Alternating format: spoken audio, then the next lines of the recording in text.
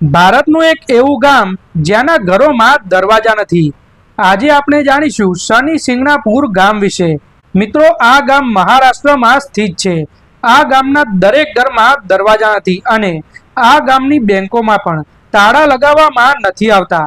એવું માનવામાં આવે છે કે જે પણ વ્યક્તિ અહીંયા આવીને ચોરી કરે છે તેને શનિ ભગવાનનો પ્રકોપ લાગે છે અને તે વ્યક્તિને ભગવાન શનિની સાડાસાતીનો પણ સામનો કરવો પડે છે. માન્યતાઓ અનુસાર એક વખત નદીના પૂરમાં એક કાળો પથ્થર તણાઈને આ ગામમાં આવી ગયો હતો અને તે જ રાત્રિએ ગામના સરપંચના સપનામાં શનિદેવ આવ્યા હતા અને તેમને તે વ્યક્તિને કહ્યું હતું કે તે જે કાળો પથ્થર છે તેને ગામમાં ખુલ્લા આસમાનના નીચે સ્થાપિત કરવામાં આવે.